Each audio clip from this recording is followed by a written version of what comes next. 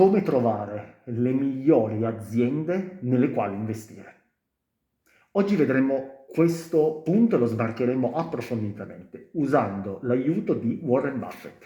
Warren Buffett penso che lo conosciate quasi tutti, è una persona che ha creato l'azienda Berkshire Hathaway, o meglio l'ha acquisita, ma era un'industria tessile quando l'ha acquisita tantissimi anni fa, e l'ha trasformata poi in un conglomerato finanziario, cioè acquisisce azioni di aziende e questa azienda, questo patrimonio di Warren Buffett al momento appare vicino ai 150 miliardi di dollari.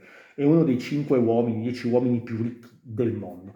Ma non è che a noi interessa analizzare Warren Buffett perché è uno degli uomini più ricchi del mondo. Quello che ci interessa è capire come lui, nel corso degli oltre 80 anni di investimento, 80 anni ragazzi, avete capito bene, perché lui è 95enne, ha incominciato a 11 anni a investire in borsa, quali sono le cose che ci può insegnare, quali sono i principi che ci può insegnare per cercare, non dico di fare la sua strada, ma sicuramente di avere successo con gli investimenti nel medio-lungo periodo, perché il nostro interesse è quello.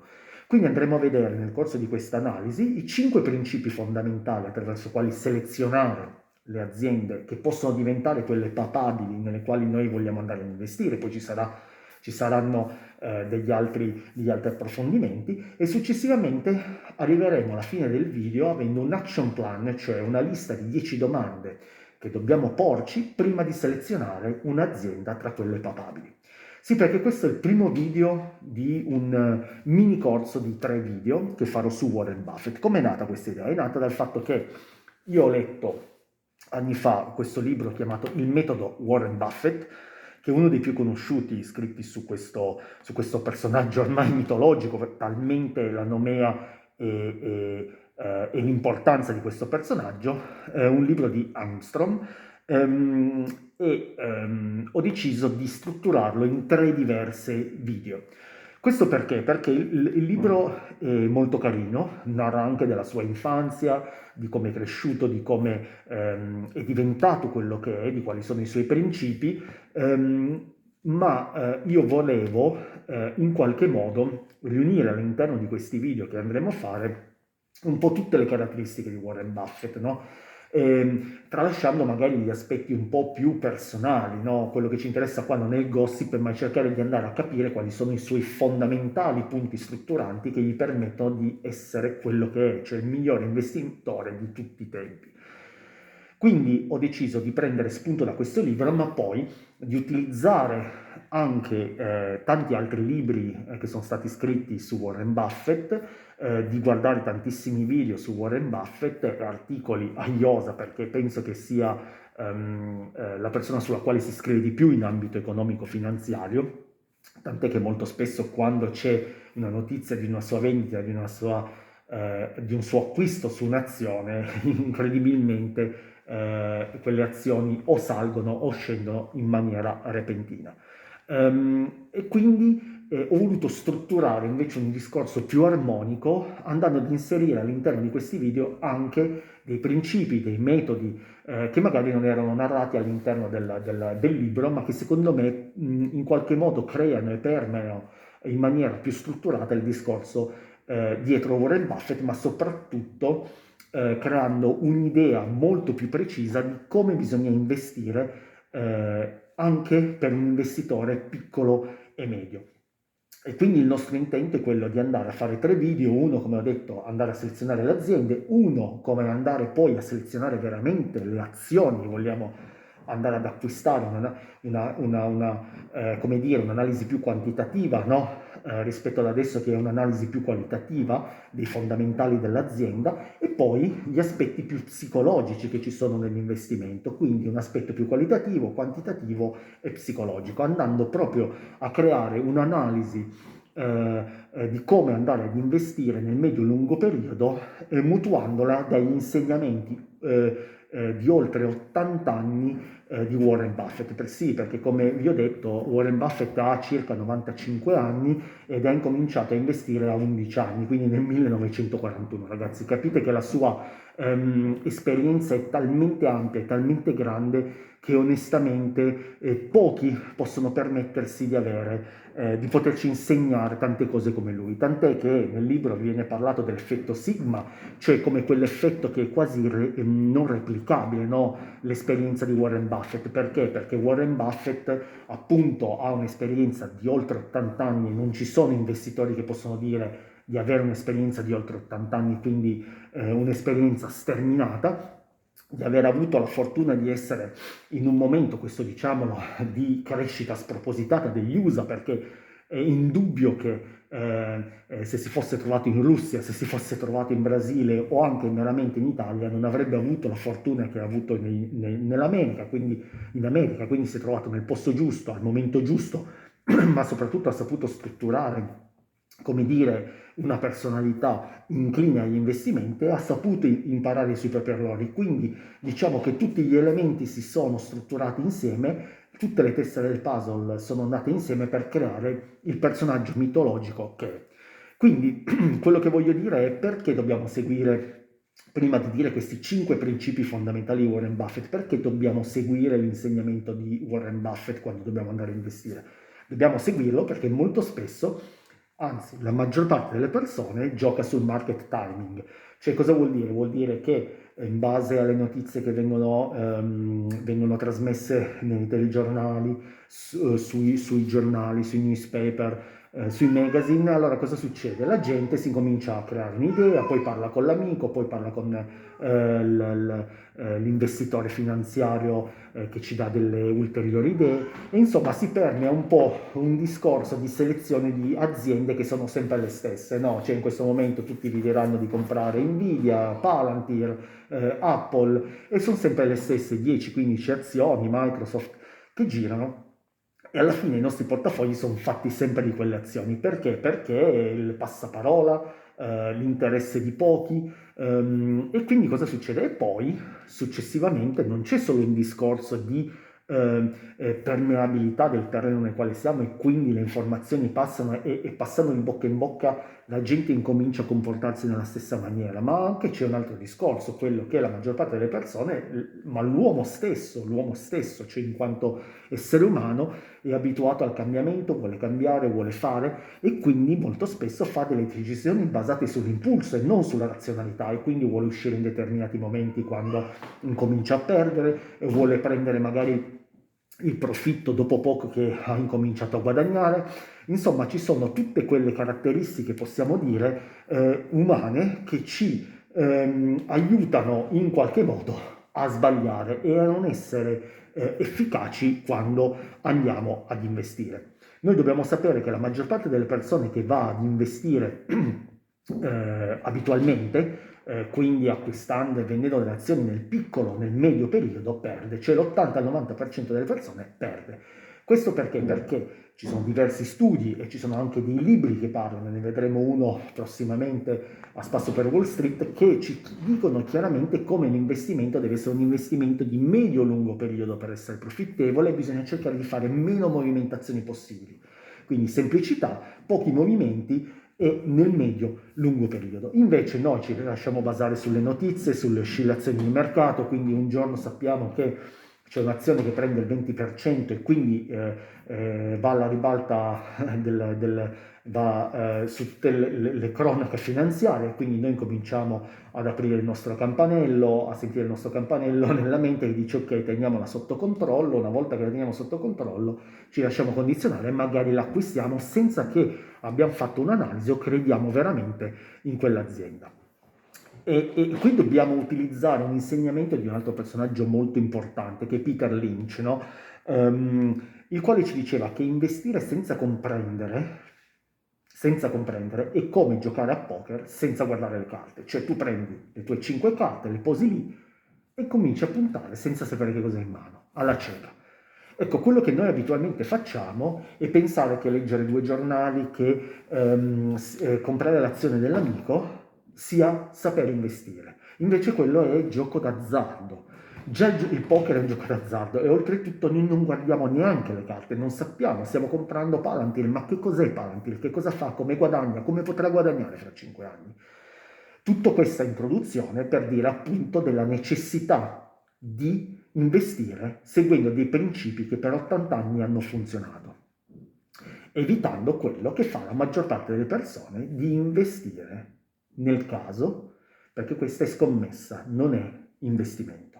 Ok? Quindi adesso partiamo a bomba, andiamo subito a vedere quali sono questi 5 principi che mi sono segnato anche qua, così per essere super preciso, perché abbiamo fatto un'analisi abbastanza strutturata, ma prima di tutto vi ricordo, siete su M per Mano, il primo canale che parla di gestione del risparmio, di investimenti, di come trattare i soldi, di come farli crescere per un investitore semplice, ma soprattutto per la famiglia, per avere un futuro che ci permetta di dare ai nostri figli e a noi stessi quello che assolutamente desideriamo. Ok ragazzi, il primo punto qual è? Questo lo conoscono quasi tutti, perché Warren Buffett ne parla a profusione. The Circle of Competence, ok? Il circolo della competenza. Questo cosa vuol dire? Vuol dire che noi dobbiamo cercare di comprendere che cosa sappiamo, cioè è un po' il conosci te stesso, no? Filosofico. Quindi noi che cosa sappiamo? Conosciamo bene, non lo so, l'aspetto ambientale, conosciamo perché lavoriamo in quel settore, conosciamo bene l'ambiente informatico, quello dell'alimentazione. Ok, noi dobbiamo definire qual è il nostro circolo, il nostro cerchio di competenza, cioè all'interno nel quale noi ci troviamo e sappiamo che abbiamo dei fondamentali, una conoscenza molto approfondita di quel settore. Non è importante, ci dice Warren Buffett, quanto sia piccola questa competenza, perché magari noi sappiamo tutto di vini, ok? Sappiamo tutto perché lavoriamo in un'azienda vinicola, perché siamo appassionati, abbiamo seguito il corso di sommelier, quindi sappiamo benissimo quali sono i vini in invecchiamento, quali sono i vini che nel lungo periodo possono guadagnare di più, sappiamo quali sono quelli che in questo momento hanno la domanda maggiore. E quindi è un settore molto piccolo quello enologico, ma noi determiniamo che quello è il nostro circolo di competenza, il nostro cerchio di competenza. Quindi noi sappiamo quali sono i nostri limiti e quindi col tempo noi, una volta che abbiamo definito, no, qual è il nostro cerchio, cerchiamo di ampliarlo. Okay? E il tempo ci aiuta in questa direzione. Warren Buffett stesso ci dice, ragazzi, non è che io quando avevo un'età più giovane o ancora adesso non faccio degli errori. Gli errori li fanno tutti quanti, ma io cerco di minimizzare gli errori, perché la parte più importante è minimizzarli. E quindi cosa vuol dire? Come faccio a fare questo? Cerco di allargare questo cerchio di competenza con l'esperienza e con lo studio, che sarà il secondo punto che andremo a vedere. Quindi, prima di tutto, ragazzi, il primo punto che ci insegna Warren Buffett è capire dove noi siamo strutturati e dove noi siamo strutturati possiamo partire. Dove siamo strutturati noi possiamo partire. Cioè, cosa vuol dire? Vuol dire che se noi appunto sappiamo tutto di ambito farmaceutico, andremo a selezionare quelle aziende, incominciamo a partire a selezionare le aziende nel settore dell'healthcare, quindi della salute.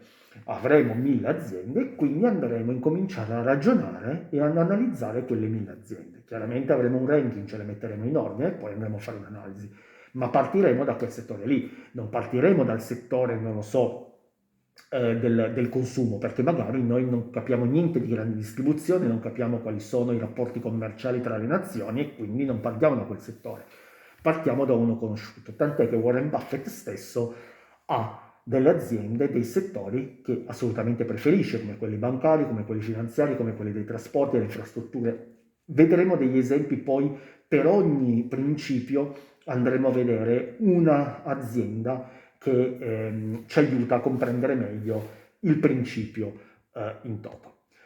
Quindi il punto fondamentale della prima sezione, del primo principio è selezioniamo meno, less is more, quindi meno ma più conoscenza, più sappiamo meglio. Charlie Munger, che era il socio di Warren Buffett, che è morto l'anno scorso, che è il personaggio che probabilmente ha dato quell'aspetto di trasversalità, no, all'azienda, perché era meno basato sugli aspetti economici, certo guardava quegli aspetti, ma dava importanza a tutta la conoscenza umana, diceva appunto che le decisioni vanno prese considerando aspetti diversi, cioè non solo settoriali, ok? Quindi quello che è importante è che noi continuiamo a conoscere. E qui salto subito al punto, al principio numero 2. Il principio numero 2 è investi in te stesso. Ok? Detto così, possono sembrare dei principi banali, ecco, ma non lo sono, perché una volta che abbiamo capito che cosa sappiamo, noi dobbiamo ampliare questo circolo di competenza, perché sennò noi andremo semplicemente a investire in un determinato settore, non creando un portafoglio equilibrato, ok? Quello che ci spinge a fare, e lo so che sembra un po' motivazionale, poi entreremo più in aspetti più pratici, no? Perché adesso sembra un po' motivazionale in stile americano, ma non lo è, ragazzi. È che per investire bisogna studiare e leggere tantissimo. Come dico sempre, bisogna leggere, leggere, leggere, cioè ci sono libri di analisi tecnica, libri di analisi fondamentali, libri che parlano sulla gestione del denaro, sulla probabilità di vincere e di perdere, su come gestire le emozioni, su come costruire dei portafogli bilanciati, su quali asset andare a investire. Quindi c'è un universo sterminato, no? E quindi quello che ci spinge a fare Warren Buffett, che studia, si dice, per circa il 70-80% del suo tempo, studia, quindi legge bilanci, legge libri, così come fa Bill Gates, ragazzi. Bill Gates è noto per essere uno dei più grandi lettori e avidi lettori sulla faccia della Terra. Si dice che riesca a leggere più libri nella stessa settimana. Voi direte, beato lui che non c'è niente da fare, che può leggersi i libri, questo è vero, cioè nel senso che sicuramente avrà più tempo da dedicare, ma il tempo non lo passa su Twitter, su X, ma lo passa leggendo e cercando di strutturare sempre di più la sua conoscenza. E questa conoscenza non deve essere, come ci insegna Charlie Munger, solamente nell'ambito economico o finanziario, ma deve essere trasversale, perché solamente attraverso la trasversalità si riesce a comprendere l'uomo e le scelte di perché l'uomo fa determinate scelte, no? Perché noi molto spesso, quando perdiamo il 15-20%, andiamo a vendere le azioni? Perché vogliamo, come dire, chiudere, strozzare quel dolore che sentiamo all'interno di noi. L'uomo cosa fa quando sente un dolore? Cerca di scappare da quel dolore, cerca di chiuderlo, di ucciderlo, e quindi noi vendiamo la nostra azione. E magari quello lì è un rimbalzo piccolo. Sempre di più vediamo, vengono definiti degli spike, quindi delle candele enormi all'interno dei nostri grafici, con dei balzi di caduta o di salita. Sempre di più, perché ormai stanno diventando quasi pilotate queste scelte, no? Quindi si vendono tante azioni nello stesso momento, si acquistano tante azioni nello stesso momento, molto spesso fatto da delle macchine, no? Questi acquisti, questi buy e questi sell. Quindi quello che voglio dire è che bisogna conoscere l'animo umano, bisogna conoscere dove vive per capire anche quell'uomo, perché si comporta così, insomma. Ormai la conoscenza o l'informazione è dovunque, no? Basta aprire un libro, basta aprire Amazon per trovare migliaia di libri, basta utilizzare anche quelle app che ti permettono di avere in 15-30 minuti un'idea di che cosa dice un libro, no? Una strutturazione la struttura del libro. Ce ne sono anche in italiano numerosissimi che ogni giorno ti mandano un estratto di un libro, no? Un riassunto del libro. Ok, non sarà il massimo della cosa, ma se voi vi abbonate per 40 euro l'anno, 50 euro l'anno a questi servizi, una volta che voi leggete l'estratto, vi piace quell'estratto, potete comprare il libro e approfondite, perché chiaramente molto spesso il limite di queste app è quello che dopo un po' non ti rimane più niente, perché la lettura fa sedimentare l'idea all'interno della persona, mentre leggere così in 10 minuti è difficile che poi quell'idea, come dire, venga memorizzata all'interno del cervello. Però ci sono tanti input, no? Il video di YouTube, i libri, l'informazione economica, ormai è pieno di giornali che danno informazioni online, che danno informazione. Quindi cosa bisogna fare? Bisogna investire su se stesso e quotidianamente imparare, anche fosse 10 minuti, 15 minuti, ma nel tempo si permea all'interno di noi stessi una conoscenza molto più approfondita che ci fa fare delle scelte molto più accurate, magari meno scelte, ma molto molto più accurate. Ma non basta, come dire, seguire questo secondo principio per avere successo, cioè quello che bisogna fare è poi sperimentare, perché come tutte le cose non basta imparare, cioè non basta andare a scuola, lo sapete meglio di me, andare a scuola a 20 anni per poi dire di saper lavorare, no, anzi, lavorare lo si impara facendolo.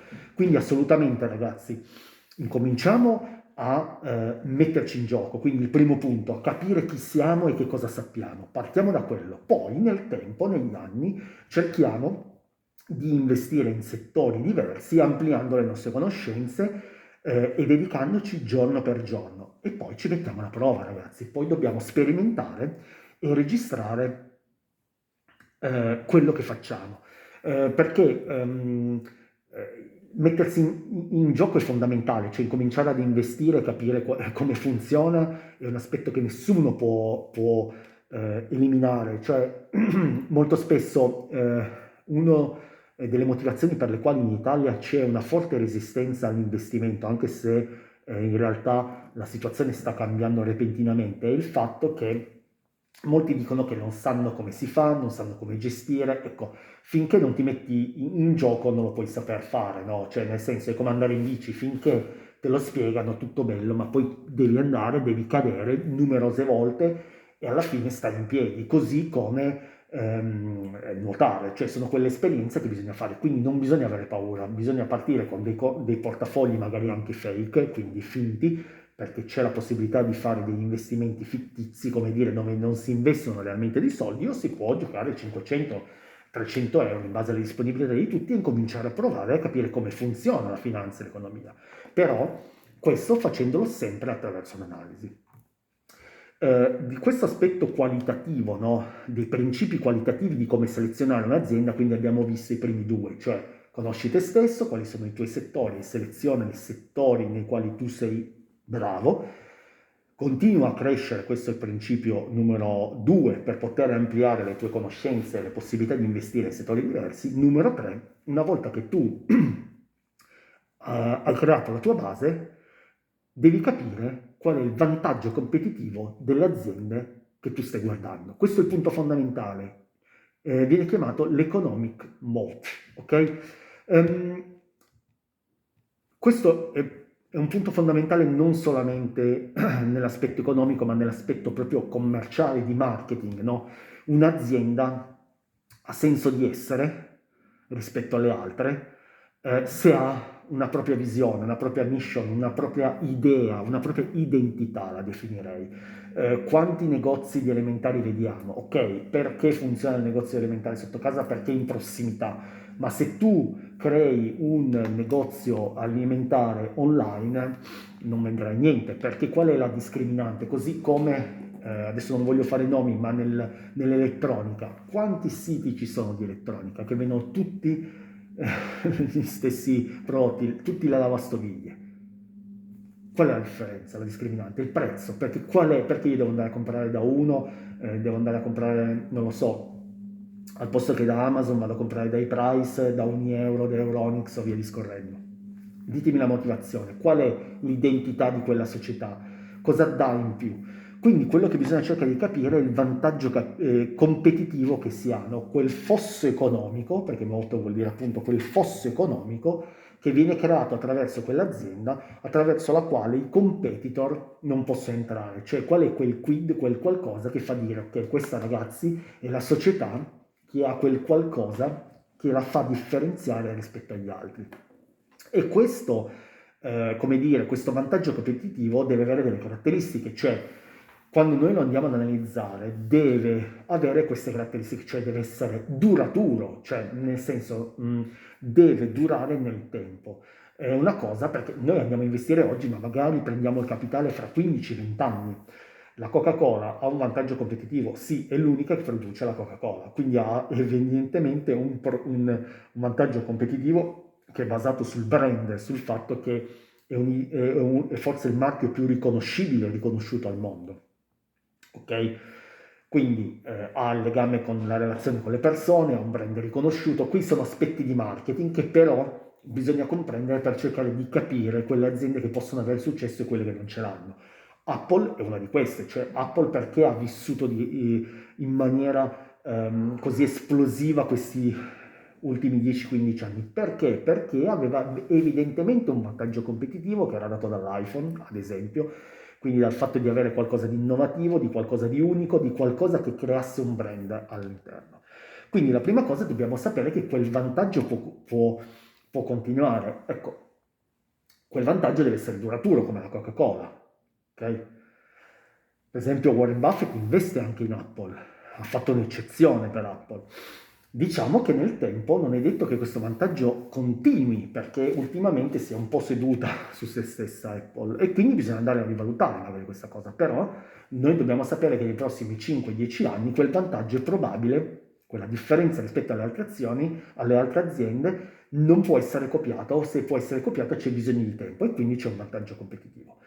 Poi questa deve essere scalabile, cioè nel momento in cui io sono un'azienda piccolina, no, e ho questo vantaggio, cioè il fatto di essere l'unica che fa streaming, ma so che streaming, non lo so, di manga, ad esempio, so che nel tempo, anche scalando, cioè aumentando il numero, ad esempio, delle persone che seguiranno il mio sito, possa continuare ad avere quel vantaggio competitivo, cioè che non lo perda con il fatto che divento più grande, perché poi se quel vantaggio è basato non lo so, sul prezzo e quindi io aumento e ci sta, no? Cioè il fatto che aumentando la vendita io possa avere prezzi più vantaggiosi, ma magari altri vantaggi, altre peculiarità si perdono con la crescita, no? Perché un prodotto magari non può essere, come dire, declinato in maniera di massa, no? E quindi io ho una caratteristica, ho un prodotto che è peculiare e molto particolare di artigianato e scalando faccio difficoltà a mantenere quel vantaggio competitivo che è quello di dire ok, questo è un pezzo unico, ok? Faccio degli esempi.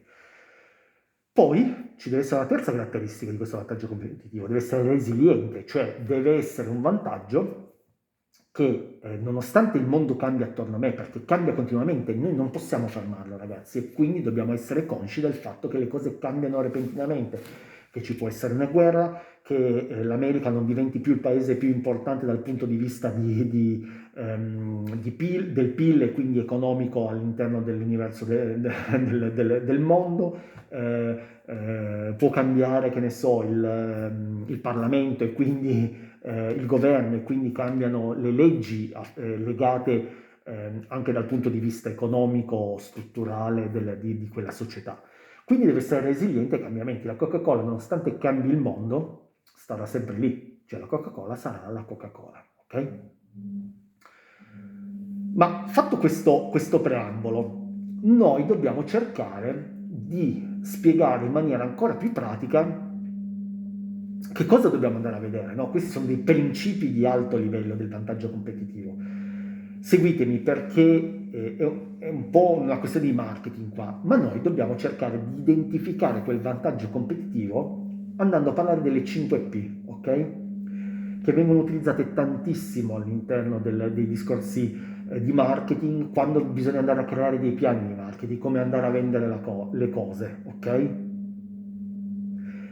E come andarle a promuovere. Quindi si parla di 5P perché si parla di promozione, promotion, di prodotto, di persone, di prezzo e di placement, che è la parte più logistica distributiva, ok? Teniamoli bene a mente, andiamo a vedere ognuno di questo. La promozione. La promozione cosa vuol dire? Vuol dire che non è quella banale unicamente di fare un prezzo più forte, un prezzo più scontato, quindi legato solo alla promozione, è anche come tu vieni riconosciuto all'interno del panorama nel quale vivi, no? C'è un discorso molto importante, no?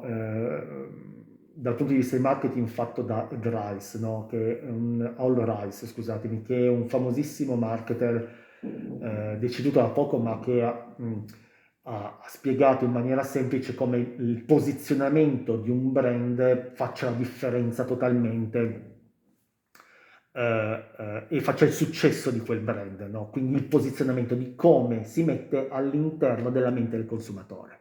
Quindi deve essere riconoscibile immediatamente con una parola.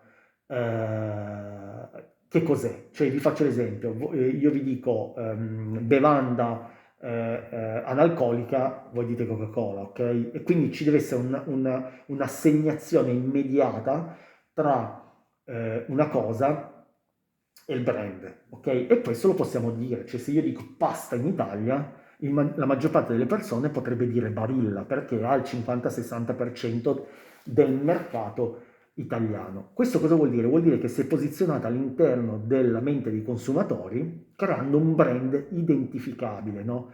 Cioè riconosciuto. Quindi la prima cosa da fare è capire se quel brand, se quell'azienda è un brand riconosciuto, cioè riconoscibile, se le persone lo conoscono, la Nike, la Visa, Mastercard, sono quelle cose che immediatamente nel nostro cervello attivano la riconoscibilità, ok? Sembrano discorsi ragazzi di alto livello, ma non lo sono, cioè questo vi aiuta. Apple, voi la riconoscete perché scegliete Apple, perché proprio per quello, perché voi la riconoscete, perché scegliete Coca-Cola, perché la riconoscete, ok? Facebook, perché è il social network, ok? Quindi promozione. Secondo step, prodotto delle 5P, prodotto. Prodotto cosa vuol dire? Che c'è un prodotto che gli altri non hanno, ok? Perché lo fanno solo loro in questo momento, perché dietro c'è un brevetto come quello della Coca-Cola, come quello di Moderna, che ha fatto il vaccino e ce l'avevano solo loro, poi sì c'era AstraZeneca o quello che è, ma chi voleva Moderna c'era solo Moderna ed era in particolare, quindi tu andavi a farti il vaccino e posso fare il Moderna? Che ne so. Quindi quello che voglio dire è che è molto importante anche la proprietà, no? Intellettuale e la riconoscibilità di quel prodotto. Quindi c'è un discorso sicuramente di come ti posizioni all'interno della mente dei consumatori e di che prodotti hai. Quindi questo è importante studiarlo. Quando voi comprate un'azienda, no? Comprate Palantir, che cosa fa Palantir? Ok, intelligenza artificiale, sì, ma produce, non produce, che cosa produce, come lo fa, dove lo fa? Queste sono le domande da farsi. È qui che si capisce il vantaggio competitivo rispetto alle altre aziende, ok? Rispondendo a queste domande di alto livello qualitativo. Questo fa Warren Buffett. Terzo punto, delle 5P, le persone. Voi avete un vantaggio competitivo se avete con voi le persone, ok? Ehm, Questo l'ho imparato leggendo dei libri, no? Molti fanno business in che maniera? Creandosi una rete, ok? Molti sui social, come fanno? Fanno una rete di follower, chiamiamola così, ok? Gli influencer. Una volta che hai 100-150 mila, incominci persone, chiaramente, che ti seguono, incominci a creare dei prodotti, dei servizi. Perché sai che c'è la domanda, perché tu creando quel prodotto, che può essere una linea di abbigliamento, può essere un servizio non lo so, il libro che vai a creare, vai a scrivere, vai a vendere, sai che bene o male hai domanda, perché tra quelli 150.000 sicuramente il 5-10% acquisterà, quindi tu hai già delle vendite. Quindi il segreto è creare delle relazioni, avere delle persone, avere il vantaggio del network. E qui l'esempio più semplice è quello di Facebook Netflix. Se Facebook ha 1,5 miliardi di persone che guardano Facebook, beh ragazzi, stroncare quel business è difficile. Cioè Mr. Beast che ha non so quante milioni di persone che lo seguono, e beh ragazzi perché è importante? Perché ha 1 milione, 2 milioni, 10 milioni di persone che lo seguono su YouTube. E quindi lui ha il potere di muovere commercialmente queste persone, volente o nolente. E quindi il vantaggio competitivo dov'è? Il vantaggio competitivo è che appunto sei un brand identificato, hai una propria identità, hai un prodotto unico o che non può essere copiato, hai delle persone, tante persone che ti seguono, cioè tu dici ragazzi io ho 150.000 persone che mi seguono. Qual è il quarto punto? Il prezzo. Beh, la Cina ha basato il proprio successo su questo, creando e replicando a prezzi più bassi. Non c'entra la qualità, è il prezzo, noi non stiamo parlando di qualità, stiamo parlando di pricing, di prezzo, quindi costi bassi. quello può essere un aspetto di differenziazione, cioè io sono quello, sono Shane che vende i prodotti a prezzo minore. Ultimo punto, il placement. Placement, come dicevo prima, la distribuzione. Negozi, cioè cosa fa il successo di un brand? Il fatto che abbia anche tanti negozi. Cioè, molte aziende americane hanno una presenza fisica sul territorio, la presenza fisica è fondamentale perché tu vai in quel negozio. Perché l'uomo vive di prossimità, cioè è difficile che vada a 200 km per fare un acquisto. Sì, può succedere, ma diciamo che va in prossimità. Quindi è chiaro che il placement, la distribuzione, cioè il posto dove sta i negozi fisici o la distribuzione sia fondamentale. Ma tu come li raggiungi le persone? Le raggiungi anche con la logistica, ambiente che sta diventando sempre più fondamentale perché tutti i prodotti viaggiano da una parte all'altra. Perché ormai c'è l'e-commerce, perché ormai c'è le merci che vengono scambiate da varie country, da varie nazioni, e quindi la distribuzione diventa importante. E quindi se tu hai una rete di distribuzione fondamentale come Amazon, ha vinto. Cioè Amazon vince nell'e-commerce non solo perché ha tutti i prodotti, ma perché tu acquisti da lui perché sai che in un giorno ce l'hai, perché ha una forte rete di distribuzione. Infatti ha la propria rete di distribuzione, non ha la rete di distribuzione di altri. Ok? Quindi ragazzi, il vantaggio competitivo è un aspetto che va studiato. Capisco che non è un aspetto immediato perché fai difficoltà, perché capire perché io devo comprare questo evidenziatore della Stabilo piuttosto di un altro non è facile perché devo andare a investire qua. Però una cosa che ci insegna Warren Buffett è che noi dobbiamo andare a investire all'interno di un'azienda se quell'azienda come se fosse nostra, cioè quello che lui ci insegna e ci dice sì, voi investite in quello, voi comprate delle poche azioni, delle piccole azioni, no? Magari 10 azioni e quindi contate nulla per quell'azienda. Ma lui ci dice, quando andate a comprare quelle 10 azioni, voi la comprate perché quell'azienda è come se fosse vostra, quindi credete assolutamente che quell'azienda faccia le cose meglio di tutte le altre, di tutti gli altri competitor. Cioè voi state prendendo la migliore, secondo voi, in quel settore, in questo momento storico e nei prossimi 5-10 anni, perché ha un vantaggio rispetto agli altri, perché sono gli unici che producono questo evidenziatore che se anche lo utilizzo per 3 anni continua a funzionare. Mentre se compro quello, non lo so, nel supermercato, mi dura un mese, dopo lo devo buttare via e quindi mi nervosisco. Qui si ampliano poi altri discorsi, cioè non c'è solo l'aspetto di vantaggio economico, l'economic moat, c'è anche il discorso di come si comporta il management, ma io questo discorso non lo faccio perché è un discorso sul quale Warren Buffett insiste in maniera importante, ma che noi investitori piccoli, medi, non possiamo controllare, cioè noi non possiamo andare a parlare con il management di un'azienda per cercare di capire se questa azienda in qualche modo ha dietro delle persone corrette, ha delle persone che hanno una lunga vision, se si stanno comportando, se hanno un piano di appunto un business plan vincente. Noi possiamo leggere quello che c'è. Comunque, teniamo per buono che questi sono i punti fondamentali, ok? Quindi, terzo principio. Considera il vantaggio competitivo di quell'azienda e scegli quell'azienda perché ha un vantaggio competitivo rispetto alle altre. Quindi capiamo che siamo noi stessi, scegliamo un settore, da quel settore cerchiamo di ampliare, no, le nostre conoscenze nel tempo. Una volta che abbiamo quelle aziende sulle quali siamo confident, quindi sappiamo di saperne, ok? Cerchiamo di scremarle andando a vedere quali sono quelle che secondo noi hanno questi aspetti di come abbiamo detto precedentemente, di resilienza, di durabilità, di scalabilità e di avere qualcosa in più rispetto ai competitor.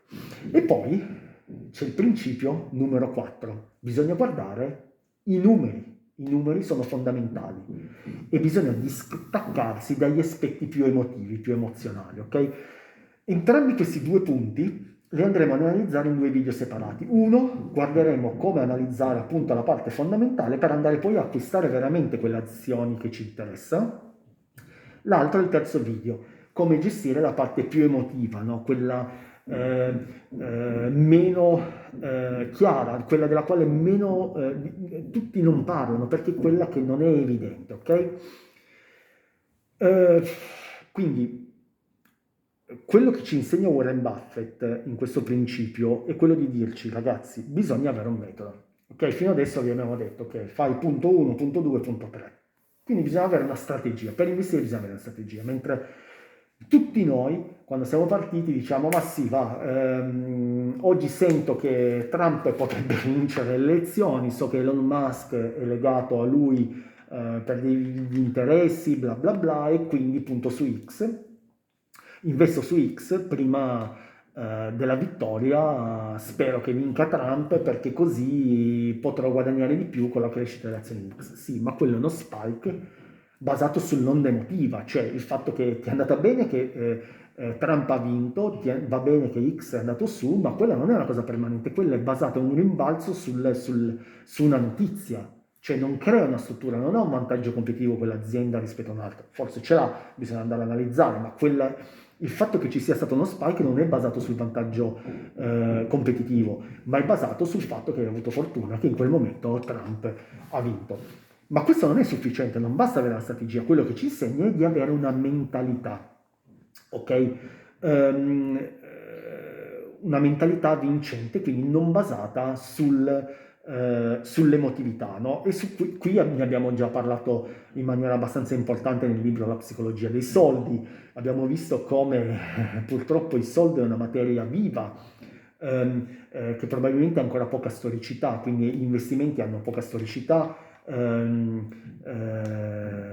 e quindi ci toccano in particolar modo, no? Quindi non basta solamente studiare per fare delle scelte oculate e corrette, molto spesso anche le persone con un alto livello di istruzione che investono si lasciano trasportare dalla parte dal secondo cervello dell'uomo, che è quello più emotivo, che si basa su degli impulsi. Ecco, quindi bisogna avere, quello che ci insegna Buffett è avere una strategia e una mentalità corretta, e questa mentalità ci dice che bisogna avere autocontrollo, cioè seguire il piano. Un po' come nella casa di carta, come si dice, la persona che seguiva da fuori, no? Il maestro, il professore, aveva un piano, bisognava seguire il piano. Cioè, nonostante tutto quello che potesse succedere all'interno della zecca di Stato, fuori, poliziotti che cercavano di entrare, bisognava cercare di mantenere quel piano. Quindi autocontrollo anche nei momenti difficili, quelli di declino, quelli di recessione, quelli di negatività, quelli dove tu vai a perdere il 30-40% del patrimonio, perché ragazzi il problema è che nel momento in cui voi avete 100.000 euro, ipotizzo, 100.000 euro e sul conto in 2 giorni vi trovate 60.000 euro perché avete perso il 30-40% del vostro patrimonio, è una cosa che non tutti possono sopportare, anzi quasi nessuno. Quindi di questo bisogna esserne coscienti e sapere quando si va a investire che questo può succedere.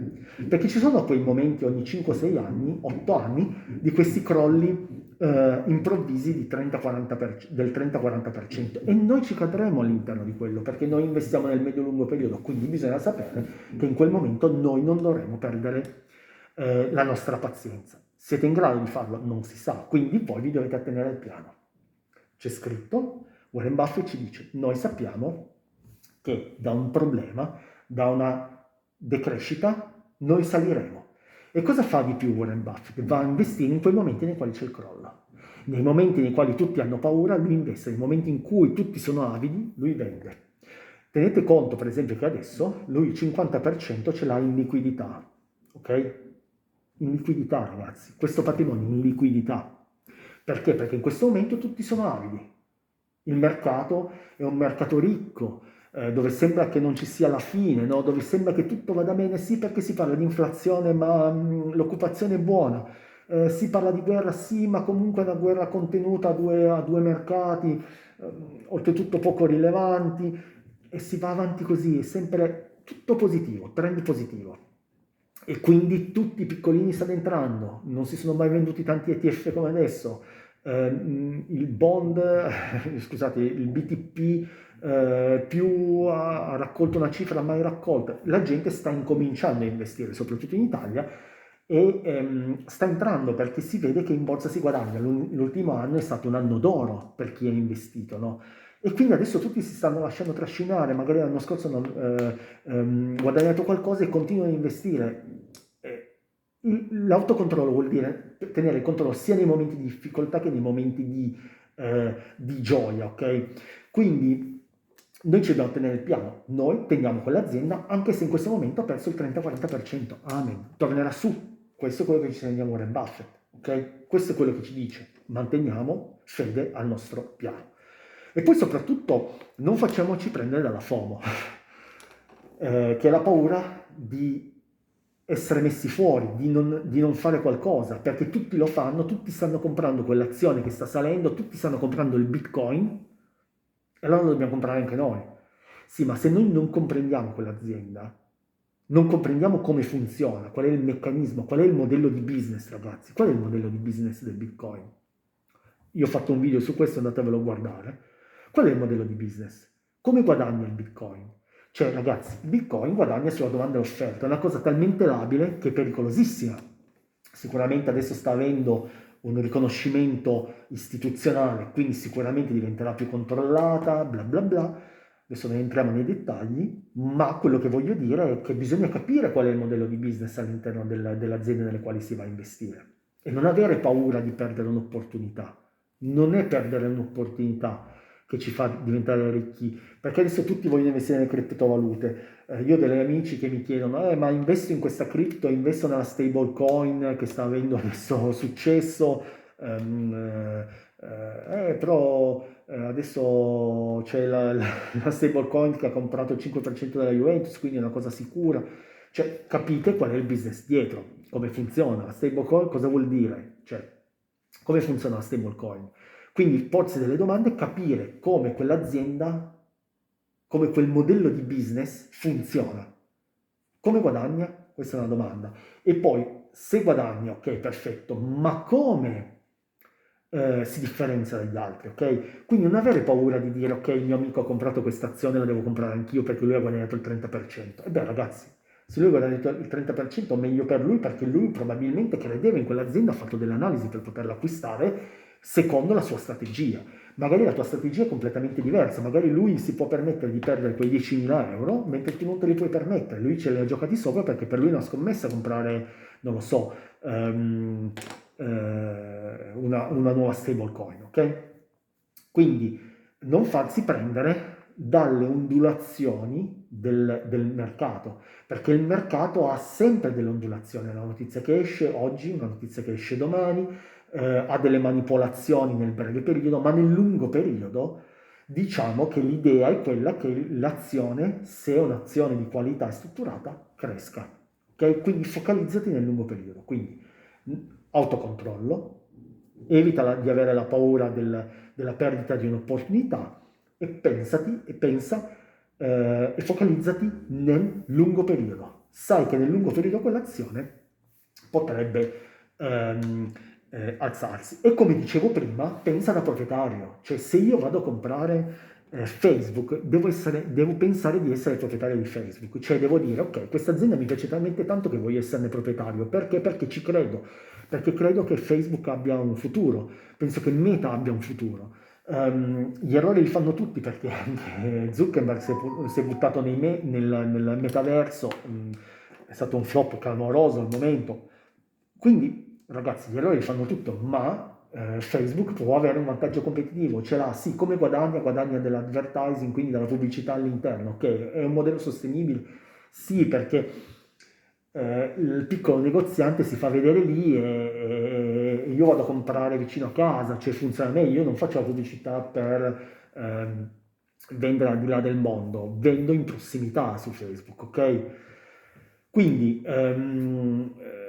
importante non farsi prendere dalle emozioni, cercare di straniarle avendo un piano ben definito e noi seguiamo quel piano nonostante tutto quello che succede, come il professore della casa di carta.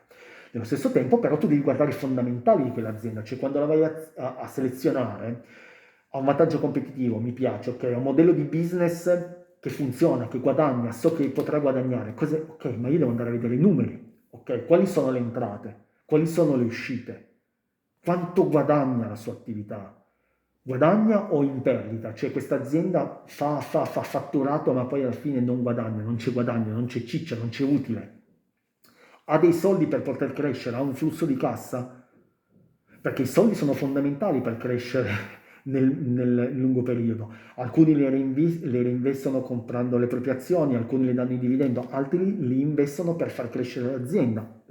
Bisogna sapere questa differenza, bisogna sapere anche come li vogliono andare a investire, ok?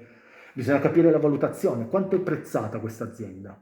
Adesso vale $300, sono troppi pochi, qual è il vero valore di quell'azienda? Cioè può valere tanto così, e utilizziamo le varie metriche, price earning e via discorrendo, e questi le vedremo nel prossimo video, ma bisogna avere un'idea di un'azienda fa delle cose, produce qualcosa per guadagnare, ragazzi. E quindi bisogna guardare gli utili, bisogna guardare il ritorno dell'investimento. Produce ricchezza questa azienda, sì o no? E quindi bisogna guardare le metriche. Questo è un altro parametro fondamentale. E poi c'è l'ultimo punto, il keep it simple, ok? Questo ormai lo dicono tutti quanti, ma manteniamo la semplicità. Questo è un punto fondamentale. Cioè noi andiamo a selezionare delle aziende semplici. Le aziende che hanno una strutturazione che richiede l'intervento di tante altre aziende, e beh ragazzi, sono pericolose. C'è Facebook, ragazzi, di cosa ha bisogno? Bisogna di server. Ok, tecnologia? Sì, va bene, adesso semplifico, ma che sito è?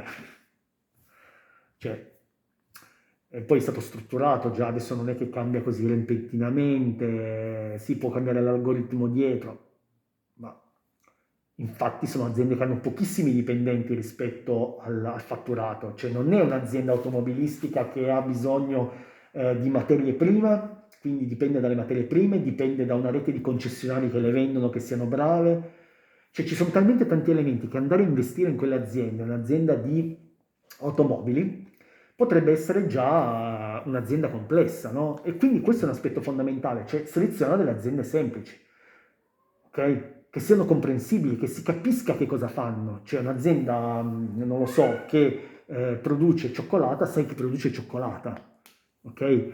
Le aziende di servizi che un servizio per migliorare la performance delle altre società, non siamo mai stati così bravi, cioè quando apri il sito che già non capisci che cosa stanno facendo leggendo la mission, ragazzi non vanno bene, cioè, sono aziende poco chiare, sono aziende che non si capisce qual è il modello di business e come portano i soldi, quindi quello che ci consiglia Warren Buffett è stai nella semplicità e questo ce lo suggerisce non solamente nella selezione delle aziende, cioè la Coca-Cola è un'azienda semplice, fa una bevanda, cavolo. Apple che cosa fa? Fa dispositivi come l'iPhone, quindi sì, sono complessi magari in sé, ma tu comprendi che cosa c'è, c'è un pezzo in mano, uno strumento, un device in mano, ok? Quindi non solamente aziende semplici, ma anche un piano semplice. Tutta la semplicità non deve essere solo nelle azioni che andiamo a selezionare, ma anche nel piano. Quando il vostro piano di investimento prevede portafogli strutturati con 44 ETF, 20 aziende, poi investo anche in real estate, cioè no. Warren Buffett dice no. Warren Buffett dice compra l'S&P 500. Vuoi avere successo nel lungo tempo? Non ti preoccupare, tu non devi pensare a niente, sei un investitore semplice, non ti preoccupare, guadagnerai un sacco di soldi. Compra un ETF, lo lasci lì, sull'S&P 500 americano, stop. Compra quello, 90%, 10% lo metti in bond o lo lasci in azioni. Quando scende acquisti altre azioni di quello lì. Semplicità, perché la semplicità aiuta nella gestione, aiuta nel capire quali sono i risultati e quindi evidenziare cosa sono i punti di forza e che cosa abbiamo sbagliato e quindi ci aiuta a correggere. Quindi anche quando andiamo a creare dei portafogli, creiamolo con un'idea di diversificazione, ma non in estrema diversificazione. Quando abbiamo 20 strumenti finanziari è più che sufficiente, abbiamo un 5% per strumento finanziario, non di più, ok? Quindi semplicità sia nel nostro portafoglio, sia anche nella nostra scaletta di selezione delle azioni e di come vogliamo gestire le azioni. Se noi ci mettiamo troppi punti per andare a selezionare un'azienda, o una società, c'è qualcosa di sbagliato, c'è troppi elementi devono essere concordati e non funzioneranno mai tutti insieme, è come un orologio che ad un certo punto si blocca perché non si uniscono le rotelle insieme. Ecco, allo stesso momento, allo stesso tempo, quello che facciamo nell'investimento è questo: semplicità, cioè 3 punti che ci dicono, ok, come faccio a selezionare un'azienda? 1, 2, 3, questo è. E questo ci aiuta ad essere semplici, veloci, ma soprattutto funzionali al nostro risultato. Quindi semplicità in tutte le cose, semplicità nella selezione delle azioni, semplicità nella nostra creazione del portafoglio, semplicità anche nella strategia che vogliamo, nel metodo che vogliamo mettere a terra per investire. Questa semplicità deve essere anche, come ho detto, nel portafoglio, quindi poche aziende, ok? E come facciamo a fare questo? Noi dobbiamo spiegare la nostra strategia, mettetevi in questi panni, dobbiamo spiegare al nostro vicino, che non sa molto di finanza, come investiamo. Se riesci a spiegarlo in una frase, in 2 frasi, vuol dire che quel processo funziona. Cioè Warren Buffett ti direbbe, ok, seleziona le aziende nel settore che conosci, guarda che abbiano un vantaggio rispetto alle altre, cioè che abbiano un'identità, abbiano un'idea diversa dalle altre, che portino utili, ok? E quindi questo è un altro punto fondamentale. Lasciala lì, non pensarci più per 5-10 anni, e questo è il successo del proprio investimento, ok? Ho semplificato, ma per rendere l'idea. Come fare? Qua è talmente semplice, ragazzi, cioè, che non ve lo devo neanche dire. Cioè, create un Excel, un Word, quello che volete. Cioè, create un Word dove mettete i vostri 5-10 passi di come volete andare a creare la vostra strategia di investimento e di quali sono quelle 5-10 passi attraverso i quali volete selezionare l'azienda, ok?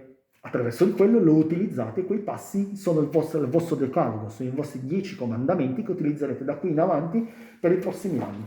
Poi sì, possiamo andare a fare delle piccole modifiche, ma ragazzi, quello è. Poi, io adesso voglio chiudere anche dicendo una cosa, cioè il periodo di medio-lungo periodo è chiaro, ma non c'è nessun portafoglio che rimarrà uguale per l'eternità, cioè anche Warren Buffett vende, compra ogni anno, quindi cioè, è utopico dire che il portafoglio per sempre, ma quello che ci vuole insegnare è di mantenere la barra dritta, cioè se noi vogliamo arrivare da A a B possiamo fare delle modifiche, ma una traiettoria dobbiamo seguirla, altrimenti arriveremo in un'altra direzione.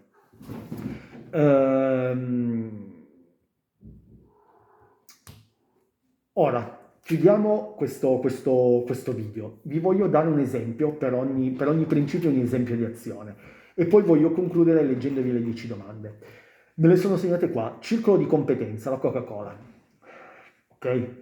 Questa è l'azienda, cioè circolo di competenza. Che cosa so? So che come funziona il modello di business della Coca-Cola è talmente semplice, talmente facile. So che viene prodotta una bevanda del quale nessuno ha il brevetto, nessuno sa che cosa c'è dentro, quindi è unica. So che è una riconoscibilità da parte delle persone. So che conosco come funzionano le aziende di consumo, consumer, quindi come funziona anche la grande distribuzione e tutto, e quindi quello è il mio ciclo di competenza, Coca-Cola. Il secondo punto, il secondo principio era continua ad imparare, Apple, perché Warren Buffett ha sempre detto che lui nella tecnologia non investe abitualmente. Perché non investe? Perché non ne ha conoscenza, cioè non ha una conoscenza così approfondita di questo modo da andare a investire. E quindi non l'ha mai fatto, l'ha fatto raramente, ha fatto un'eccezione per Apple. Perché l'ha fatto? Perché ha capito come funzionava quel business, ha capito studiando, migliorandosi e andando a investire su se stesso, e ha comprato Apple, che è attualmente l'azienda che ha più percentuale all'interno del portafoglio di Warren Buffett. 3. Fosse economico, quello che è chiamato economic mode. Beh ragazzi, qui dobbiamo avere un forte brand, clienti numerosi, la fedeltà, American Express, ok? È un business semplice, quello dei pagamenti, ha un forte brand che conoscono tutti quanti come Visa, ha tantissimi clienti, quindi ha una forza e una resistenza. Principio numero 4, basarsi sui numeri e sull'analisi. Qua ve la leggo: Burlington Northern Santa Fe. Beh ragazzi, questa è stata acquistata nel 2009, è un'azienda di trasporti ferroviari, cioè uno direbbe ma perché io vado a investire su un'azienda del genere? Beh, prima di tutto perché a lui piacciono molto le aziende di infrastruttura, ma questo è un altro discorso, ma perché aveva dei numeri incredibili e lì nessuno ci aveva badato a quell'azienda lì, ma lui studiandola, guardando i numeri ed essendo nel suo circolo di competenza l'ha selezionata. Numero ultimo, quinto principio, la semplicità, keep it simple, seize candies. Questa qua è un'azienda acquistata nel 1972, vende caramelle, cioccolato, questa roba qua, cioè è un business semplicissimo. C'è un business che tutti continueranno a mangiare magari le caramelle, no? Voglio dire, chi più, chi meno, una caramella se la mangeranno, magari cambierà il gusto, ma quello è. Quindi il consumo ci sarà, quindi è un business semplice, sai che c'è un prodotto dietro, ok? Quindi questi sono stati gli esempi. Adesso passiamo alla parte finale, vi leggo un attimino quali sono le 10 domande che uno si potrebbe fare o le 10 considerazioni da tenere come action plan, come decalogo, o poi ognuno fa quello proprio. Questo è quello preso da Warren Buffett, chiaramente. Il primo è: parti da settori e aziende che capisci bene. Quali sono i settori? Quali sono i settori che tu conosci? Ok? Possono essere beni di consumo, che sono quelli che si comprano sempre, che ne so, tu sai benissimo, faccio un esempio, Procter Gamble, dei rasoi, oppure può essere il panettiere, cioè c'è un'azienda che produce bakery e quindi pasticcerie e pane, sai che andrà sempre, beni di consumo, assicurazioni e banche, che sai che comunque funzioneranno, questo è un altro settore che piace molto a Buffett per quello che vi sto dicendo, le infrastrutture, non lo so, quali sono i settori che ti piacciono? Punto numero uno. Punto numero due: come guadagna questa azienda?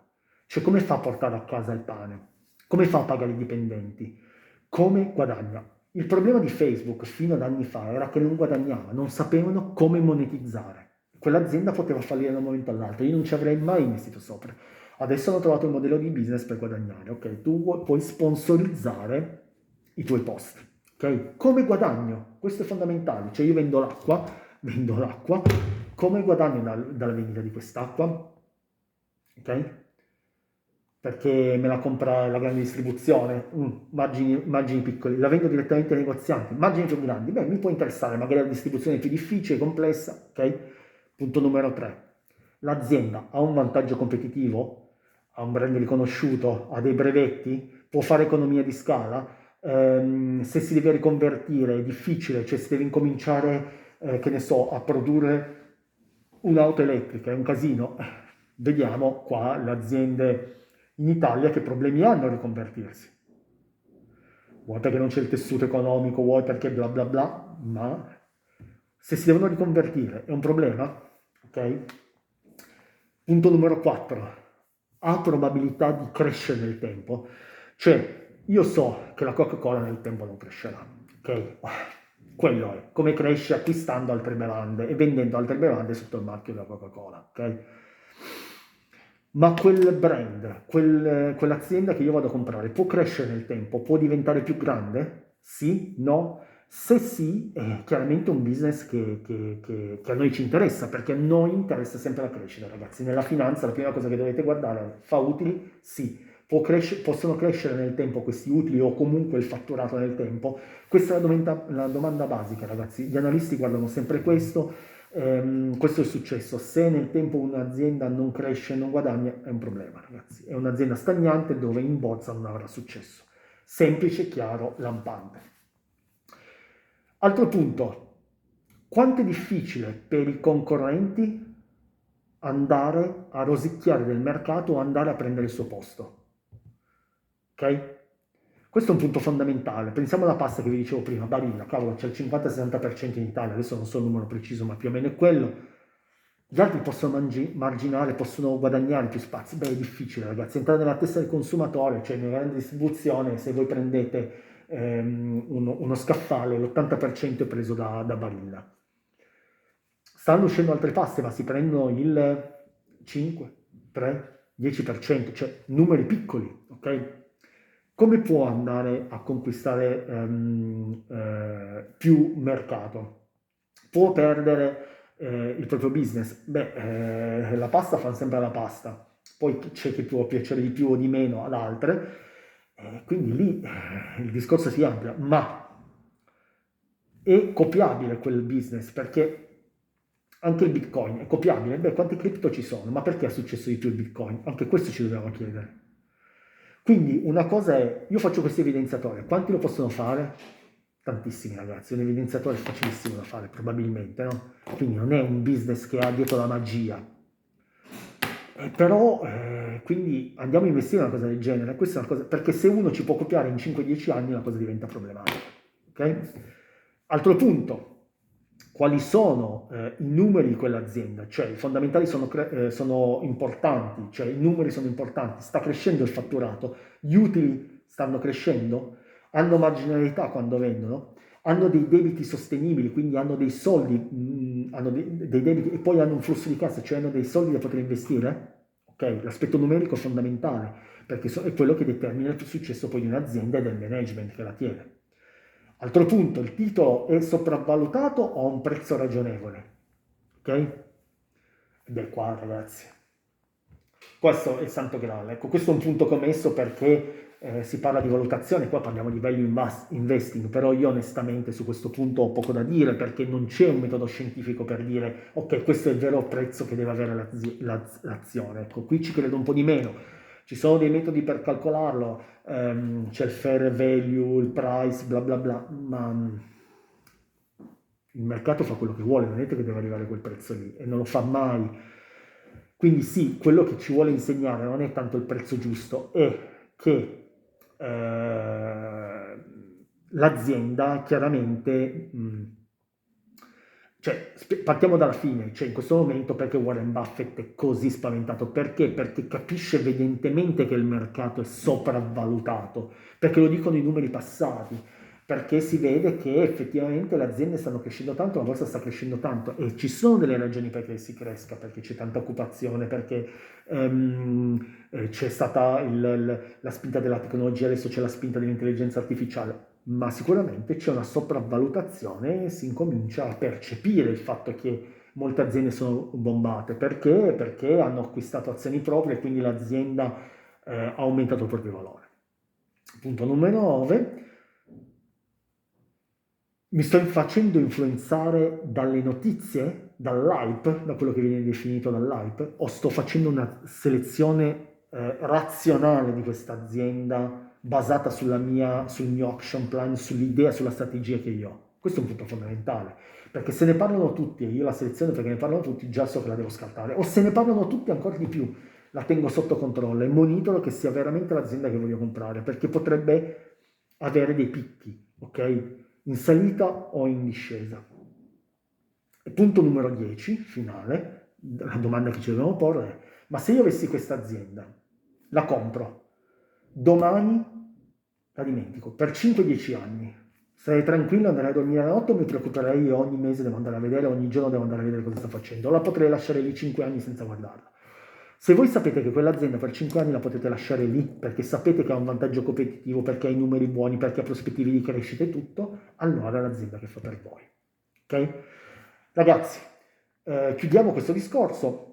Abbiamo visto oggi 5 principi appunto fondamentali che ci insegna Warren Buffett per andare a selezionare delle aziende papabili per investirci sopra. Nei prossimi video poi che faremo sempre su questo filone saranno quelli di invece di andare a selezionare proprio le aziende, le azioni che vogliamo acquistare, quindi un'analisi più quantitativa, ok? Quindi state collegati su M per Mani e mi raccomando iscrivetevi al canale. Ciao ragazzi!